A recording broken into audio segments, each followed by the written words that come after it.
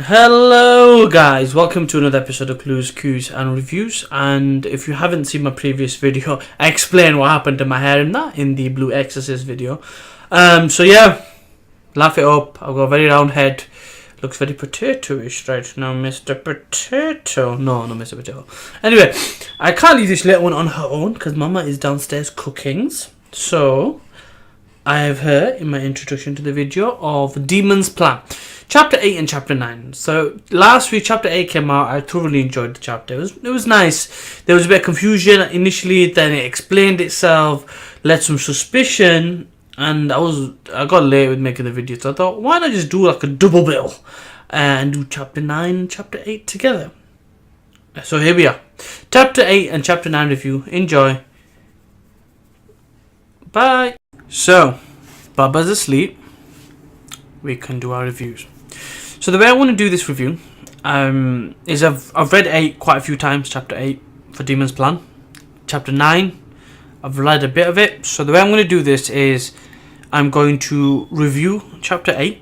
I'll have my suspicions, my thoughts, and then I'll reread Chapter 9 in this full and then do analysis on a separate segment. I think I like doing that from multiple chapter reviews because it remains truer to the analysis and my thoughts are more kind of natural rather than being predetermined because of what I've read further on. So with that being said, let's get into it. So we see the clash of Rovlean and Eustass, and what's interesting is at this stage Rovlean knows of the demon's plan. Eustass' ability is wind, and he manages to use that to kind of push him away and get away and escape, and that's cool. And then what we find out is Rovlean actually worked for Dogma. So that's key because we've been shown that Dogma is effectively the big bad, the crew of the best or most talented kind of demon fighters they are. And then we get shown a picture after they accept, what's going on. He goes, "Call me Eus." No, I'm gonna call you Eustass, mate. Okay. So we see a picture and it's an old lady and a young girl. So everyone automatically assumes, including ourselves, the readers, that the young girl is his sister. So they head to Lux's village, where this young girl is being attacked by people that work for Rovlean. The boys intervene. Both Boros and Bolo and Eustass intervene, help the girl out. Prior to that happening, he basically says, "Don't call me by my real name. Call me this lack of an originality of a name, I guess."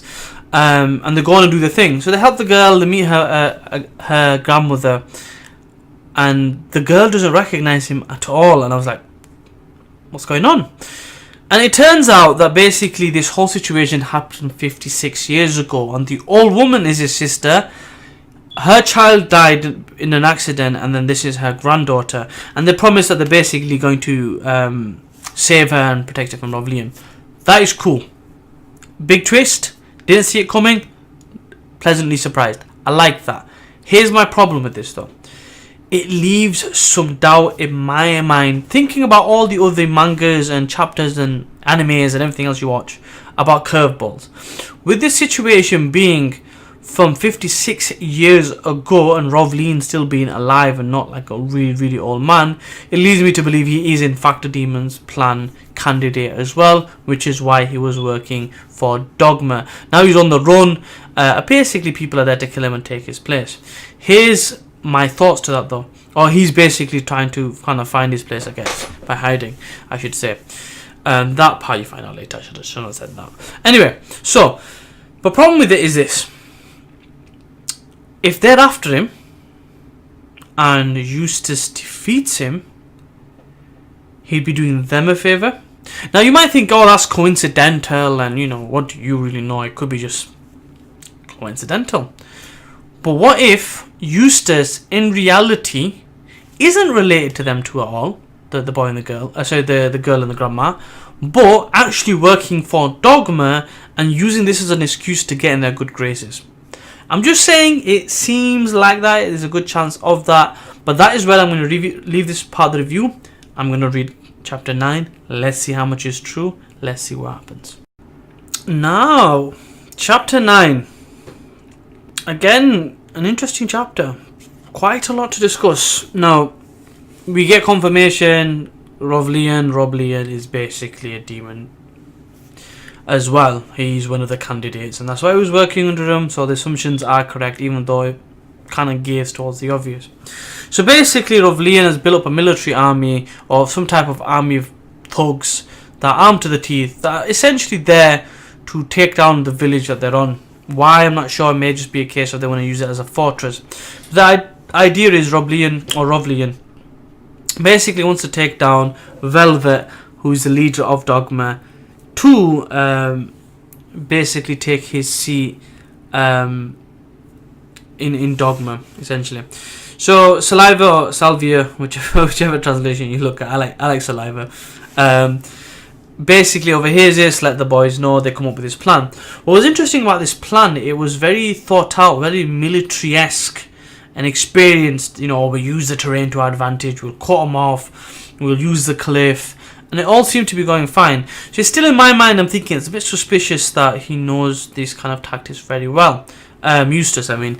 So essentially they cut off the crew that are heading to the village by using the cliff, but Rovlean isn't with them, which causes the kids to split up. Eustass goes to find Rovlean, and Boro carries on and deals with the crew. And then we see the fight between Boro and the crew, which he seems to be doing fine. So it looks like people of that crew are just normal folk that he's found at this given moment in time. As far as the fight between Rovlean and Eustass is concerned, basically mentally it seems like Eustass is a bit of a pansy, because he's always saying, I can't see myself beating him, and but he gets some type of comfort, I guess, knowing that Boro's out there going to look after his family, so he says. And he basically then goes on to say, the most I could see myself is drawing with you, I'll take a draw. And then Rovlean's like, okay, I didn't want to show you my specialty. Here's another 2 arms. I've become Goro from Mortal Kombat. And basically that's how the chapter ends. So a relatively straightforward chapter. Not a lot completely is revealed other than Rovlean's kind of specific goals, I guess. But other than that, not a lot happens other than this start of the fight. The first thing I notice is Rovlean knows how to fight, because he countered Eustass even with his kind of wind techniques very easily. So it seems like he's quite experienced. Now, another thing that I thought about and I didn't really mention in my previous chapter was the idea of time itself. I guess the concept of them being immortal may lead us to be shown, the readers, quite a few different people from different timelines. So this is 56 years ago. We're only in chapter 9. So we could easily see people from before that, in Aztec, Mayan times. It could have been going on for eons, because you're truly immortal, right? So it could easily be a situation where we start to see people from ancient times that are still alive because of this curse.